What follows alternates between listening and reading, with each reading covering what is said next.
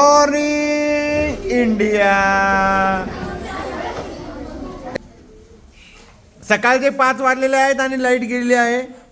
आपण पाहू शकता या ठिकाणी हा एक विद्यार्थी आहे. काय नाव बाळा तुझं? कार्तिक उडान. आणि हा ए बॅच मध्ये गेलेला आहे. याचे पप्पा सुद्धा कलाकार आहेत. आपणास माहीत आहे संपूर्ण महाराष्ट्राला वेड लावणारं एक नाटक काही वर्षापूर्वी आपल्या महाराष्ट्रात आलं होतं, शिवाजी अंडरग्राऊंड इन भीमनगर मोहोळला. तर या नाटकामध्ये या कार्तिकचे पप्पा सुद्धा एका रोलमध्ये आहेत. कोणता रोल केला त्यांनी? मावळ्यांचा, शिवाजीराजांचा मावळ्याचा रोल याच्या पप्पाने केलेला आहे. तर त्यांचा हा मुलगा म्हणजे कार्तिक हा सुद्धा काही कमी कलाकार नाही आहे. तर त्याने एक स्वतः कविता केली. आपण पाहू शकता त्याच्या आवाजात त्याची कविता. बोल बाळा.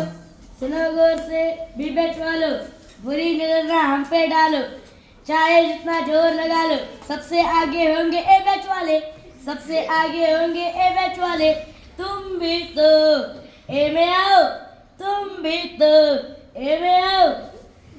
टाळ्या वाजवा.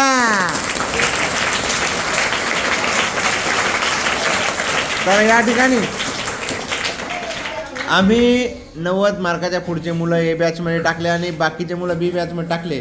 तर हा जो कार्तिक आहे हा ए बॅचमध्ये गेला आणि तो दुसऱ्या बॅचच्या मुलांना म्हणतो की तुम भी तो ए बॅच में आओ. तर या ठिकाणी त्याने एक स्वतःची डायलॉग, जसा की सिंगम वगैरे चित्रपटात डायलॉग असतो तसा त्याचा पण एक डायलॉग आहे. तो डायलॉग आपण ऐकूया. हां स्टार्ट. तुमची शान, तुमचा बाण, तुमचा स्वाभिमान, कार्तिक दादा उडान. टाळ्या वाजवा.